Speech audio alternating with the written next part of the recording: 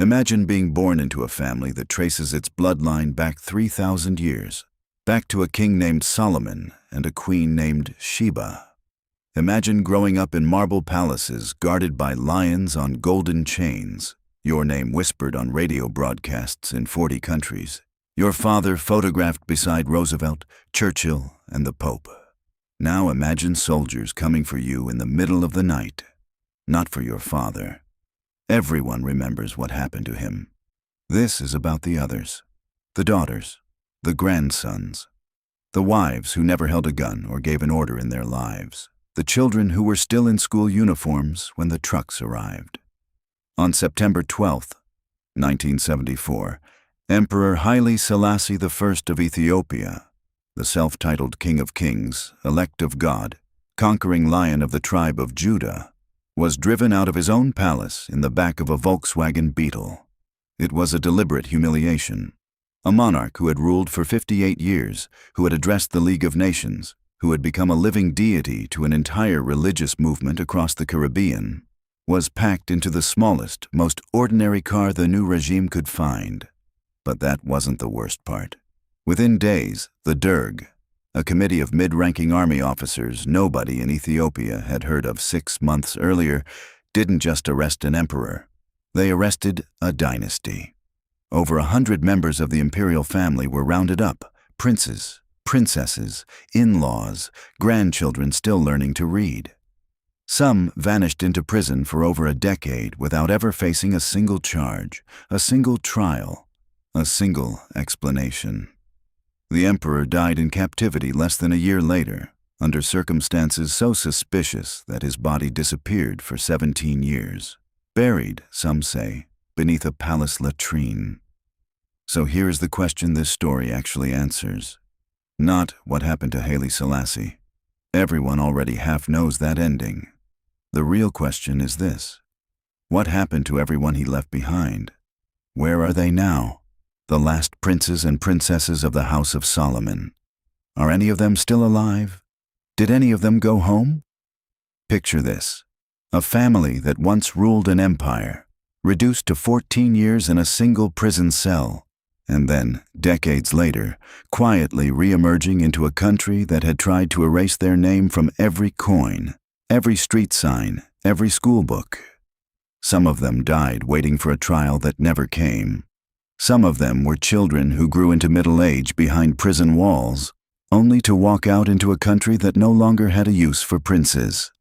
And one of them, the family's own patriarch, would vanish so completely that for 17 years, nobody, not even his own children, could say for certain where his body lay. This is that story. To understand how far the family fell, you first have to understand how high they had climbed.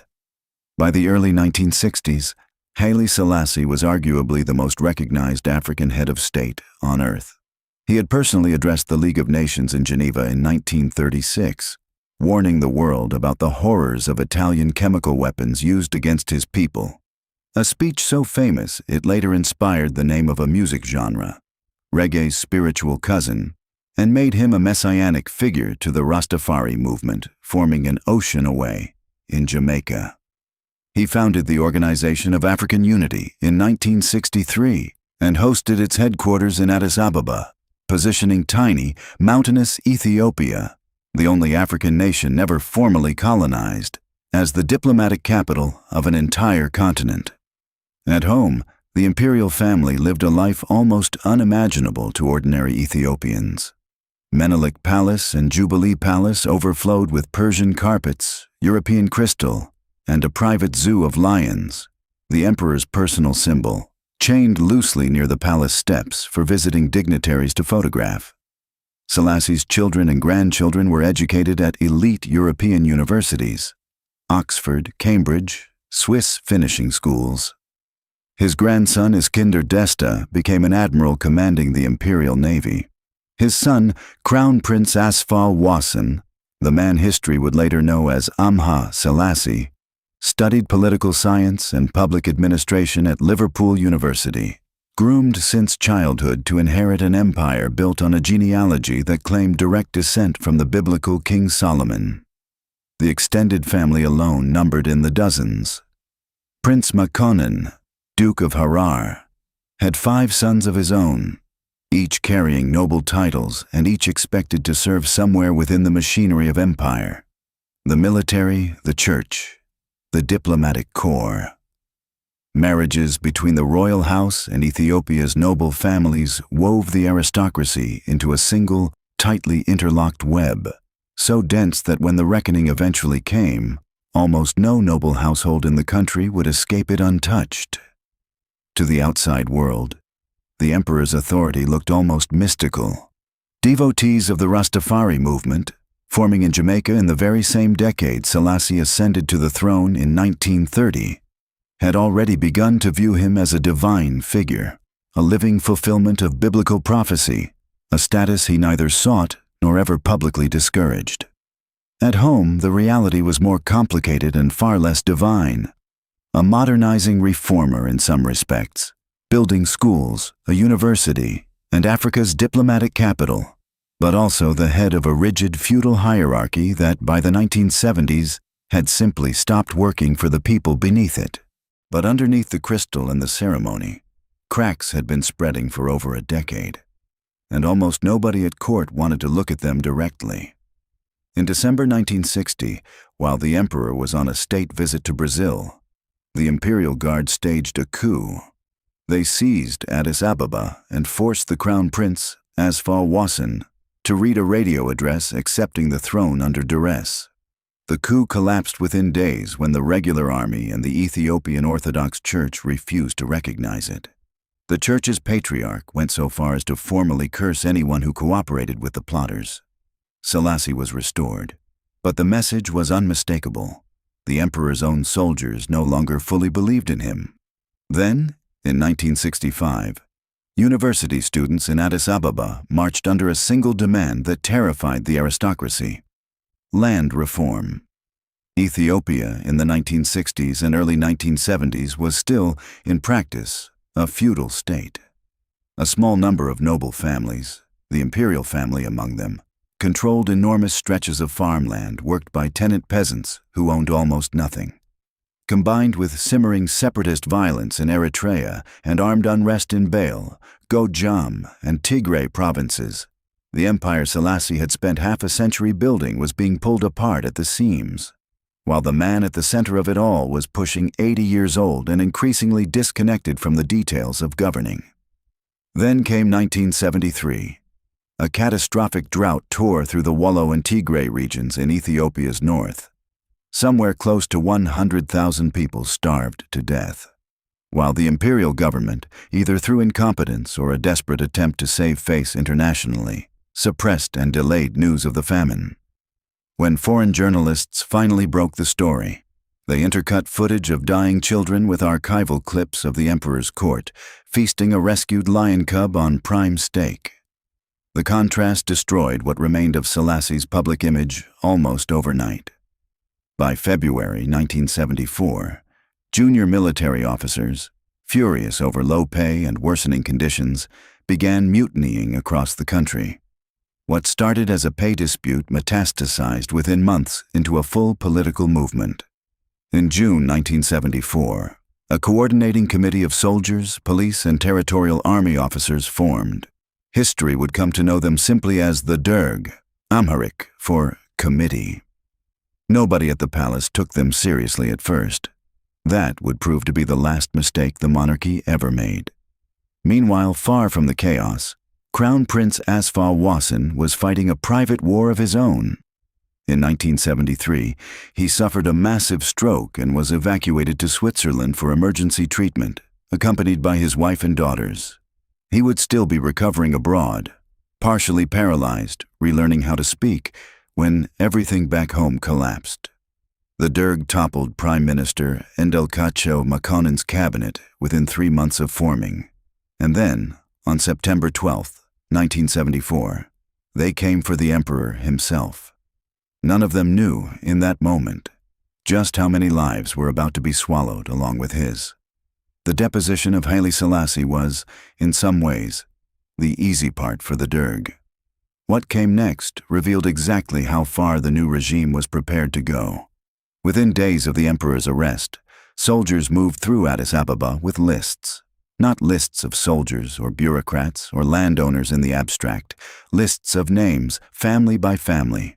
Princess Ijigayehu, granddaughter of the emperor and eldest daughter of the crown prince, was detained in the preemptive sweep that happened just before her grandfather's formal deposition was even announced. She was in her late 30s, married, the mother of 6 children: Samson, Rahel, Meret, Beker, Aster, and Yishak. And she had never held political power of any kind. It didn't matter. Her bloodline was the crime. Princess Tenanwerk, the emperor's own daughter, was arrested alongside her. So were nephews, nieces, in-laws, generals' widows. Eventually, historians estimate, well over 100 members of the extended Solomonic dynasty were swept into detention across facilities including the grounds of Menelik Palace itself, the notorious Kirchele Central Prison, nicknamed Alembe Khan, which translates, with brutal irony, to farewell to the world, and later Akaki Prison on the outskirts of the capital. Then, on November 23, 1974, just 72 days after the emperor's arrest, the Derg delivered a message no one in Ethiopia would ever forget. 60 former officials of the imperial government were taken from their cells at Kirchele Prison and executed by firing squad in a single night. History remembers it as the Massacre of the 60. Among the dead were 2 former prime ministers, senior generals, and, most chillingly of all, the emperor's own grandson, Admiral Iskender Desta, the young naval officer once groomed for greatness in a Western-style military academy. Also among the executed was Lieutenant General Abiye Abebe, who had married into the imperial family and served as a senator, a defense minister, and crown representative in Eritrea. And Asarat Kasa, a nobleman deeply tied to the royal court, was executed that same night, leaving behind his wife, Princess Zuriashwork, who would go on to endure 14 years of imprisonment of her own, and a young son who would one day become a respected European political analyst, carrying his family's story into the next century. The executions were broadcast over Ethiopian radio the following morning, as though the new government wanted every household in the country to hear it happen. Among those originally slated to face the same tribunal was General Aman Andam, the Derg's own first chairman, a respected military figure who had tried, and failed, to steer the revolution away from mass bloodshed. His resistance to the executions cost him his position, and within days, his life as well, shot dead at his home in a battle with Derg loyalists. It was an early, brutal signal to everyone watching. Inside the new Ethiopia, even revolutionaries who showed mercy could be erased as quickly as royals. For the family members who survived that first wave, imprisonment settled into something more grinding than dramatic. Years, not days, defined by overcrowded cells, irregular meals, and a complete absence of information about the outside world. Prison visits, when permitted at all, were brief and heavily monitored. Letters, when they arrived, were read and reread until the paper wore thin. Former ladies-in-waiting and school-uniformed grandchildren of the emperor found themselves sharing space with hardened political prisoners, aristocrats and commoners alike, reduced to the same government-issued blankets and the same daily uncertainty about whether today would be the day their name was finally called. Crown Prince Asfal Wasson, still recovering abroad in London by this point, broke his silence. He issued a fierce public condemnation of the massacre, a declaration that would define the rest of his life. He never once acknowledged the Derg's legitimacy. He refused their offer of the hollow title king in his father's place. To the end of his days, he considered himself crown prince, nothing more, nothing less, until his father's actual fate was settled. That fate came quickly and quietly. Sometime around August 1975, the exact date remains disputed to this day, Emperor Haile Selassie died while under house arrest inside the very palace he had once ruled from. The Derg's official story was a sudden, convenient bout of complications from a prostate operation. No autopsy was permitted. No public funeral was held. His body was simply taken from the guest house where he'd spent his final year of captivity, and it disappeared. It would not resurface for 17 years. Meanwhile, the surviving royal women were transferred deeper into the prison system. For over a decade, princesses who had once been driven to European finishing schools in armored limousines, shared crowded cells, endured malnutrition, and in at least one documented case, Princess Ijigayehu, the Crown Prince's own eldest daughter, died in detention in January 1977, reportedly from an untreated illness that, under any normal medical care, would never have been fatal. The real tragedy wasn't only the deaths. It was the erasure. Statues of Haile Selassie were torn down or hidden away in museum storerooms. Streets bearing his name were renamed overnight. His face vanished from currency and government offices, replaced by portraits of Mengistu Haile Mariam, the Derg colonel who by 1977 had consolidated brutal, singular control over the country through a campaign so violent it became known simply as the Red Terror. For the women of the imperial family, freedom would not come until 1988. For the men who had survived the purges, it would take even longer, into 1989 and 1990, before the last of them finally walked out of Ethiopian prisons, some of them having spent close to 14 years inside without ever once standing trial. Think about what 14 years actually means for a family. Children who entered prison in single digits walked out as adults, having missed every ordinary milestone.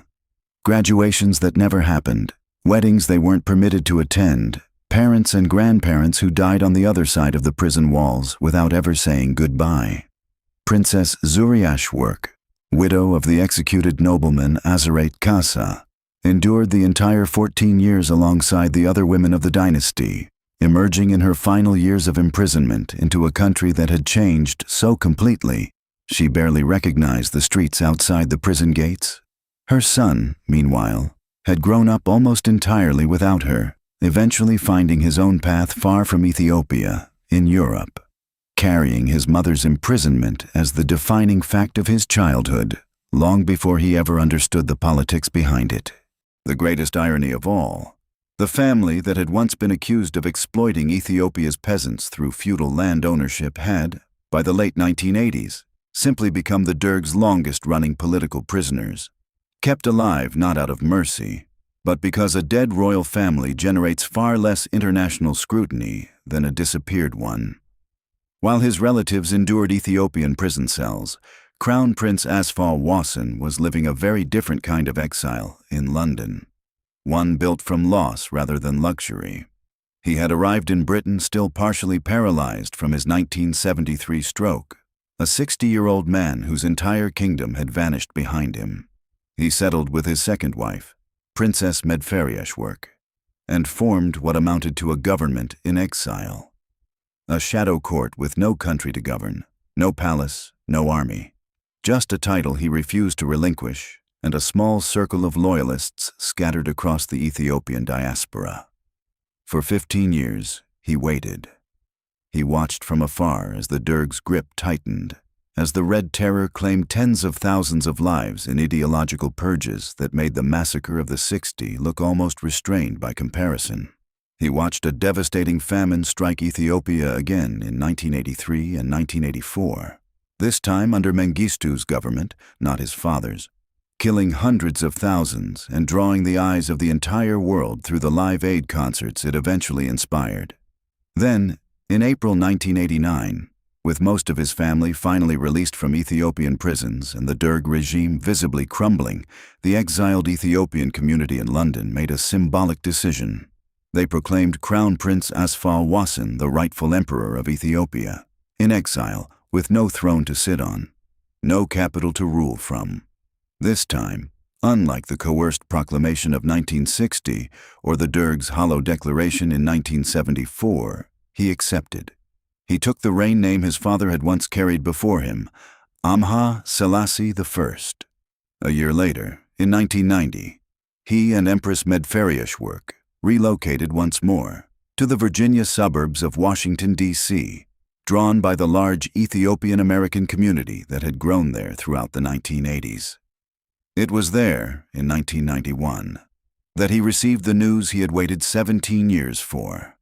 The Derg had finally fallen, driven out by rebel coalition forces. Mengistu fled into exile in Zimbabwe, where, in one of history's quieter injustices, he still lives freely today, having never served meaningful punishment for the Red Terror. HaileSelassie hoped desperately to go home. He launched a movement called Moa Anbessa, Conquering Lion, pushing for the restoration of the monarchy and for his own long-delayed return to Ethiopian soil. But the new transitional government, unwilling to grant a former royal family full state honors after decades of revolutionary rhetoric condemning the monarchy, refused to give him the funeral and homecoming he wanted while he was alive to witness it. He never got the chance. On February 17, 1997, HaileSelassie died in Virginia at the age of 80, having never fully recovered from the stroke that struck him a quarter-century earlier. A man who had been proclaimed monarch 3 separate times across 37 years and had never once, for a single day, been permitted to actually rule. Consider the strange shape of that life. Born in 1916 in the walled city of Harar, tutored in a palace, educated in Liverpool, he had spent his childhood being groomed for a throne that, by the time it was finally his in name, existed nowhere except inside a rented house in the Virginia suburbs. His own daughter from his first marriage had died in an Ethiopian prison he was never permitted to visit. His father's body lay in an unmarked grave he could not locate. He had spent more years in exile than he had spent as heir apparent inside his own country. And still, until his final breath, he refused to sign away a single title, refused to recognize a single day of the Derg's legitimacy. A quiet, stubborn form of resistance that cost him nothing politically and everything personally. His body was flown back to Ethiopia. There, in the crypt of Holy Trinity Cathedral in Addis Ababa, he was laid to rest among his ancestors, the first member of the imperial family to receive a royal Ethiopian funeral since the revolution had begun. But there was another problem still unresolved. Somewhere in that same city, in a glass display case inside the Ba'ata Mariam church crypt, sat a small wooden box. Inside it, the remains of Emperor Haile Selassie himself. They had been discovered 5 years earlier, in February 1992, by construction workers doing renovation work at the old National Palace grounds, found sealed in concrete, buried in a vertical position, beneath what had once served as a palace latrine. Forensic examiners would later note damage consistent with the accounts several former Derg officials eventually gave, that, on the night of his death, a group of men had entered his room and strangled him on the direct orders of Mengistu Haile Mariam, who reportedly viewed the elderly former emperor as the living embodiment of everything the revolution was meant to destroy.